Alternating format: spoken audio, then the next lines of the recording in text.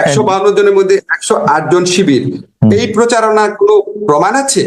একটা কথা আপনাকে বলি, যেমন আপনি দেখবেন ফেসবুকে কেউ কেউ বলা শুরু করেছে যে জাফর ইকবাল সাহেব তো ঠিকই বলেছিল, এটা তো আসলে জামাত শিবিরের আন্দোলন, এটাও আমি দেখেছি। আচ্ছা ভাই, এই যে বিএনপি সাংবাদিক সম্মেলন করে বললো যারা মারা গেছে তাদের মধ্যে 50% হচ্ছে বিএনপির লোক, ঠিক আছে? আর আজকে আমি একটা টক শো দেখছিলাম, আমার চোখ দিয়ে পানি পড়ছিল। বরকতুল্লাহ বুলুর ছেলে সানিয়া, যে ছেলেটা আপনার পুরো ঘটনা বর্ণনা করলো, তার মা ছিল পাশে। আমি কিন্তু আন্দোলনকালে আমি তাকে চিনতাম না, আমি তার ছবিটা ফেসবুকে দিয়ে বলেছিলাম বাংলাদেশের জয় হবে। একটা মা তার ছেলে টর্চার হচ্ছে, তারপর তাকে বলছে আমরা তোমার সাথে আছি। এই যে ওই ভিডিও, ওই ছেলেটার বর্ণনা পড়লাম, এখন সে কি জামাতের লিডারের ছেলে? আজকে আপনি মুগ্ধর স্ট্যাটাসের কথাটা মনে করেন, মুগ্ধ যে স্ট্যাটাস দিয়েছে, হঠাৎ করে আপনি যা ইচ্ছা তো বললে হবে না, আপনাকে প্রমাণ দেখান জিনিসটা। আমি যেটুকু জানি আপনাকে বলি, খালেদ, আমি ঢাকা বিশ্ববিদ্যালয়, খালেদ একটা জিনিস, ঢাকা বিশ্ববিদ্যালয়ের শিক্ষক হিসাবে কাছের থেকে আমি যেটা জানি, এই জালিম ফ্যাসিস্ট সরকারের বিরুদ্ধে আন্দোলনে এমনকি ছাত্রলীগের সাধারণ কর্মী যাদেরকে টর্চার করে ছাত্রলীগ বানানো হয়েছিল, এমনকি তাদেরও কারো কারো পার্টিসিপেশন ছিল। বিপুল সংখ্যক ছাত্র দলের নেতার সংশ্লিষ্টতা ছিল, শিবিরদের আমি চিনতাম না, তাদেরও থাকতে পারে। বাম দলের সংশ্লিষ্টতা ছিল, সাধারণ মানুষের সংশ্লিষ্টতা ছিল, তারা তো বাংলাদেশের মানুষের অংশ, সবার অংশগ্রহণ ছিল। যে বর্তমান সরকারের সাথে জামায়াতের সম্পর্ক সবচেয়ে বেশি, আসলে জামায়াতই বর্তমান সরকারের চালিকা শক্তি। বলা হচ্ছে যে প্রত্যেকটা শিক্ষা প্রতিষ্ঠানে যারা ভাইস চ্যান্সেলরের নিয়োগ পাচ্ছেন তারা জামায়াত ঘনিষ্ঠ বা জামায়াতের দেখিয়ে দিল। অন্তর্বর্তী সরকার কি জামাতের উপর খুব বেশি ভর করে আছে কিনা? কেউ কেউ বলছেন বৈষম্য বিরোধী আন্দোলনের যে 152 জন কেন্দ্রীয় সমন্বয়ক রয়েছেন তাদের মধ্যে 108 জনই শিবিরের। এই কারণে কি এই সরকার শিবির দিয়ে বা জামাত শিবির দিয়ে পরিচালিত হচ্ছে বলে কেউ কেউ বলতে চাচ্ছেন? এই কথা নিয়ে আপনার একটু মন্তব্য। আচ্ছা, আমি কিন্তু ফেসবুকে এরকম প্রচারণাও দেখেছি, আপনিও দেখেছেন, খেয়াল করে দেখেন যে বাকশালীদেরকে পুনর্বাসন করছে এই সরকার। আমি এরকম প্রচারণাও দেখেছি, আওয়ামী লীগের বদলে বিএনপি সরকার এসেছে, সব বিএনপি লোককে দেওয়া হচ্ছে, এখন আবার বলা হচ্ছে জামাতের দেওয়া হচ্ছে। কাজে আপনি প্রচারণা না দেখে আপনি অ্যাকচুয়াল ফ্যাক্টস গুলা দেখার চেষ্টা করবেন। আপনাকে একটা এক্সাম্পল দেখালে তাহলে আপনি একটু বুঝতে পারবেন। ধরেন আমি যখন আন্তর্জাতিক অপরাধ আদালত, যেটা ইন্টারন্যাশনাল ক্রাইম ট্রাইব্যুনাল অ্যাক্ট, সেখানে যখন আমার মন্ত্রণালয়ের পক্ষ থেকে চিফ প্রসিকিউটরকে নিয়োগ দেওয়া হলো, সেদিন ফেসবুকে সারাদিন প্রচারণা চললো যে আমি হচ্ছে জামাত, কেন আমি তাকে নিয়োগ দিলাম। উনি এবি পার্টির লিডার ছিলেন, এবি পার্টি থেকে পদত্যাগ করেছিলেন, খুবই খুবই বড় আইনজীবী, এটা তো আপনারা জানেন, এই আন্তর্জাতিক অপরাধ ট্রাইব্যুনালের সবচেয়ে অভিজ্ঞ আইনজীবীদের একজন। তখন 24 ঘন্টার মতো প্রচারণা চললো আমি হচ্ছে জামাত।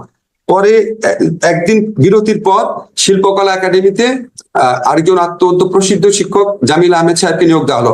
সাথে সাথে 24 ঘন্টার ব্যবধানে প্রচারণা চললো আমি আসলে বাকশালী, আমি খাদানিক এবং আমি নাস্তিক। এখন আপনি বলেন দুইটা জিনিস কি একসাথে সত্যি হতে পারে? কাজে মানুষের মধ্যে ধরেন ফেসবুক আমাদের জন্য একটা সম্ভাবনার অপার দ্বার খুলে দিয়েছে। আর এখন তো কারো আপনার জালিম সরকার না, আমরা বাক স্বাধীনতায় কথায় কথায় সাইবার সিকিউরিটি অ্যাক্ট প্রয়োগ করবো না, কারো অত্যাচার হবে না, কথা বলার জন্য এখন পর্যন্ত কোনো রকম খারাপ ঘটনা ঘটেনি, ইনশাল্লাহ আর কোনোদিনও ঘটবে না আমাদের সরকারের আমলে। ফলে মানুষ আপনার যার যা ইচ্ছা মতো বলছে, এবং দেশ নিয়ে সবাই খুব কনসার্ন, তো এটা আবার পজিটিভ দিকও আছে, সবাই কনসার্ন হয়ে সবাই অনেক ধরনের উদ্যোগ প্রকাশ করছে। আপনাকে আমি একটা এই যে বলা হচ্ছে, একটা মিনিট, 152 জনের মধ্যে 108 জন শিবির, এই প্রচারণার কোনো প্রমাণ আছে?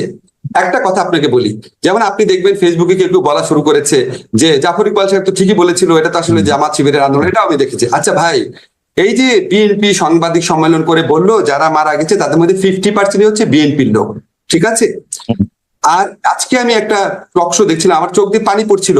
বরকতুল্লাহ বুলুর ছেলে সানিয়া, যে ছেলেটা আপনার পুরো ঘটনা বর্ণনা করলো, তার মা ছিল পাশে। আমি কিন্তু আন্দোলনকালে আমি তাকে চিনতাম না, আমি তার ছবিটা ফেসবুকে দিয়ে বলেছিলাম বাংলাদেশের জয় হবে। একটা মা তার ছেলে টর্চার হচ্ছে, তারপর তাকে বলছে আমরা তোমার সাথে আছি। এই যে ওই ভিডিও, ওই ছেলেটার বর্ণনা পড়লাম, এখন সে কি জামাতের লিডারের ছেলে? আজকে আপনি মুগ্ধর স্ট্যাটাসের কথাটা মনে করেন, মুগ্ধ যে স্ট্যাটাস দিয়েছে, হঠাৎ করে আপনি যা ইচ্ছা তো বললে হবে না, আপনাকে প্রমাণ দেখান জিনিসটা। আমি যেটুকু জানি আপনাকে বলি, খালেদ, আমি ঢাকা বিশ্ববিদ্যালয়, খালেদ একটা জিনিস, ঢাকা বিশ্ববিদ্যালয়ের শিক্ষক হিসাবে কাছের থেকে আমি যেটা জানি, এই জালিম ফ্যাসিস্ট সরকারের বিরুদ্ধে আন্দোলনে এমনকি ছাত্রলীগের সাধারণ কর্মী যাদেরকে টর্চার করে ছাত্রলীগ বানানো হয়েছিল, এমনকি তাদেরও কারো কারো পার্টিসিপেশন ছিল। বিপুল সংখ্যক ছাত্র দলের নেতার সংশ্লিষ্টতা ছিল, শিবিরদের আমি চিনতাম না, তাদেরও থাকতে পারে। বাম দলের সংশ্লিষ্টতা ছিল, সাধারণ মানুষের সংশ্লিষ্টতা ছিল, তারা তো বাংলাদেশের মানুষের অংশ, সবার অংশগ্রহণ ছিল। আচ্ছা, আমি আপনার সাথে কথা বলার একটা সুবিধা হলো যে আপনার কথা থেকেই আসলে গুরুত্বপূর্ণ কথাগুলি ক্লু পাওয়া যায়। আপনি আন্তর্জাতিক অপরাধ ট্রাইব্যুনালের আইন বা তাদের চিফ প্রসিকিউটরের কথা বলেছেন। প্রফেসর আসিফ নজরুল, আমি একজন জুরিস্ট হিসেবে আপনার কাছে প্রশ্নটা করতে চাই যে সেই আইন আপনারা সংশোধন করছেন, সেই জায়গায় আপনি যাকে চিফ প্রসিকিউটর আপনারা যাকে নিয়োগ দিলেন, সেই আইনজীবী তাজুল ইসলাম, জামায়াত নেতা মতিউর রহমান নিজামী, আলী হাসান মোহাম্মদ মুজাহিদের আইনজীবী ছিলেন। তিনি, তার কিছু পেন্ডিং কেস রয়েছে এই আদালতে, তাকে আবার আপনি দেয়ালের এই পাশে নিয়ে আসলে এরকম কোন উদাহরণ কি আছে? মানে মানে ওয়াজ ইট এ মাস্ট, মানে তাজুল ইসলাম কি কেন এটা চিফ প্রসিকিউটর করতে হবে? আচ্ছা, ঠিক আছে। এখন আপনি আমাকে বলেন, বাংলাদেশে যারা আইনজীবী আছে তাদের একটা বড় অংশ হচ্ছে প্রো আওয়ামী লীগ, এটা তো সত্যি কথা। রাইট। এখন আপনার কি ধারণা তারা এই আদালতে আইনজীবী হতে রাজি হবে? যে এই আদালতে আওয়ামী লীগের নেতাদের বিচার হবে, আপনার কি ধারণা তারা রাজি হবে? আবার ধরেন কিছু কিছু আইনজীবী আছে যাদের দক্ষতা নিয়ে বড় একটা অংশ তো বিএনপির আইনজীবীরাও আছেন যারা খুব আনন্দ নিয়ে রাজি হবে আওয়ামী লীগের লোকদের বিচার করতে। তাই আপনার ধারণা না? জি, আমার ধারণা। আমি আপনাকে নাম দিতে পারি, আমি আপনাকে নাম দিতে পারি। আপনাকে একটা কথা বলি খালেদ। আচ্ছা ঠিক আছে, আমাদের এই আদালতে তো আরো কিছু আইনজীবী নিয়োগের বিধান আছে। আপনাকে আমি একটা চ্যালেঞ্জ করে দিলাম, আপনি বিএনপির দক্ষ কোনো আইনজীবী একটু এনে দেন ভাই, এখানে মানে গুরুত্বপূর্ণ উপস্থিত দেওয়ার আছে। আরেকটা কথা আপনাকে বলি, তাজুল তো এখানে আইনজীবী, তাজুল তো বিচারক না। তা আপনারা যখন যুদ্ধাপরাধী আদালত যখন বিচার হচ্ছিল, তখন যারা এই জামাতে নেতাদের বিপক্ষে যারা আইনজীবী ছিলেন তারা তো সবাই আওয়ামী লীগের পলিটিক্সের সাথে ইনভলভ ছিল, আওয়ামী লীগ পন্থী আইনজীবী ছিল, তারা আওয়ামী লীগ পন্থী আইনজীবী ছিল, আপনার মনে আছে? তো তখন আপনার বিচারে কোনো সমস্যা হয়নি, আমরা বিচারে অন্যান্য প্রসঙ্গে প্রশ্ন তুলেছি, কিন্তু এটা নিয়ে প্রশ্ন তুলিনি। আমরা আইনজীবী তো সরাসরি ভাবেই প্রমাণ করার চেষ্টা করবে দোষ আছে, এবং আমরা তো এই স্কোপটা রেখেছি, যাদের বিরুদ্ধে অভিযোগ আসবে আপনারা পৃথিবীর শ্রেষ্ঠতম আইনজীবীকে নিয়োগ করেন, যেটা গত সরকার করে নাই। আপনারা বেস্ট আইনজীবী নিয়োগ করেন। আমরা তো বিচারক আর জামাত থেকে নিয়োগ করছি না, আমরা তো বিচারক আর বিএনপি থেকে নিয়োগ করছি না। আমরাও চেষ্টা করছি যে বিচারক পদে সবচেয়ে মানে কি বলবো, এখন ভাই সবকিছুর পর বাংলাদেশে মানুষ দেখবে নিয়োগ করার পর বলবো উনি এটার সাথে এই ছিল, উনি এটার সাথে এই ছিল।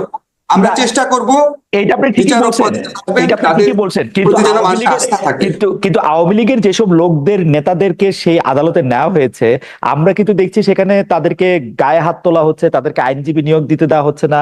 সেই বিষয়টিও আপনাকে ব্যথিত করছে, আপনি নিজেও এটি বলছিলেন। তো আপনার সরকার কি আসলে সেটি খুব বেশি মানে আমি কি বলি যে সেটি আসলে খুব বেশি চেক করতে পারবেন? আমি নিজে দেখেছি, আপনিও দুঃখ প্রকাশ করেছেন যে এরকম তো হওয়ার কথা না, এটা কখনো। আমি আপনাকে এরকম তো অনেক কমে গেছে না, আপনি দেখেন এটা অনেক করতে চাই, আপনি উপদেষ্টা হয়েও বলেছেন যে মানে এরকম কোনোভাবেই আপনি এটা আশা করেন না, মানে মানে এবং আপনি কি নিশ্চয়ই লক্ষ্য করেছেন এটার প্রকোপ অনেক কমে গেছে। আদালত প্রাঙ্গণে হামলা, আদালত প্রাঙ্গণে ডিম ছুঁড়ে মারাটা অনেক কমে গেছে, অনেক কমে গেছে। আপনি প্রথম দিকে তুলনায় দেখেন, আমি আপনাকে বলেছি একটা ইনোভেটিভ টেকনিকের কথা, সকাল 7টার সময় করেছি। আরো কিছু কিছু টেকনিক আছে বলতে চাই না, বললে মানুষ ওইটার মধ্যে দিয়ে আক্রমণ করার চেষ্টা করবে।